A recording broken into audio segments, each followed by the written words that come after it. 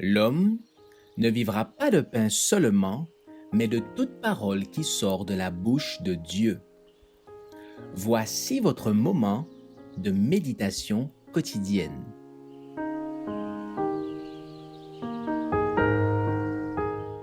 Vous recevrez une puissance.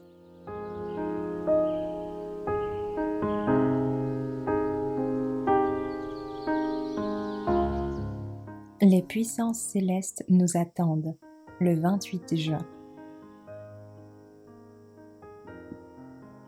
Si tu confesses de ta bouche le Seigneur Jésus, et si tu crois de tout ton cœur que Dieu l'a ressuscité d'entre les morts, tu seras sauvé.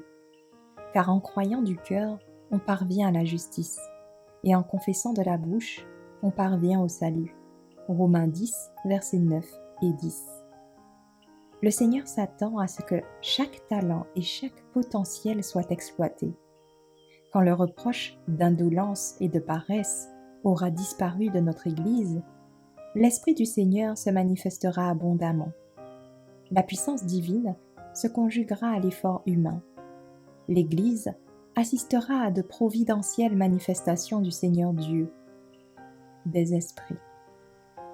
La lumière de la vérité se diffusera, c'est-à-dire la connaissance de Dieu et de Jésus-Christ, celui qui l'a envoyé. Comme au temps des apôtres, l'Église a besoin à présent de sortir de son assoupissement mortel. Le Seigneur est sous le point de bénir son peuple, à condition qu'il reconnaisse la venue de cette bénédiction et qu'il la répande en rayons de lumière clairs et puissants.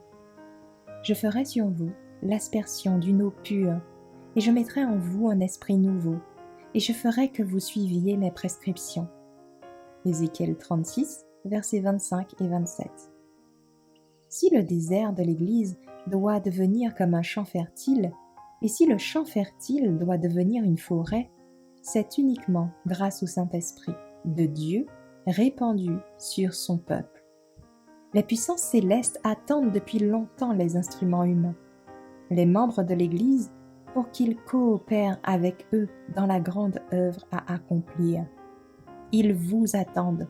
Le champ est si vaste, le projet est si grand, que chaque cœur sanctifié sera invité à entrer en service comme collaborateur de la puissance divine. Que tous ceux qui croient en la vérité pour ce temps fassent abstraction de leurs différences. Mettez de côté l'envie et les paroles mauvaises, ainsi que les mauvaises pensées. Hâtez-vous ensemble, pressez le pas, après avoir purifié vos âmes dans l'obéissance à la vérité, en vue d'un amour fraternel sincère. Aimez-vous les uns les autres ardemment et de tout cœur.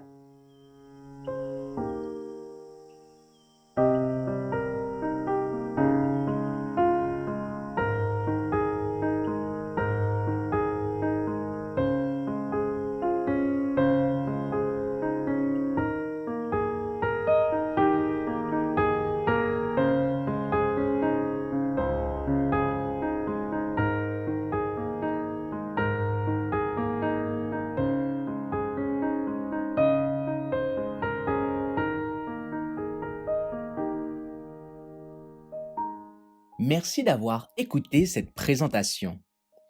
Assurez-vous de nous rejoindre demain pour votre moment de méditation quotidienne avec lereste.org.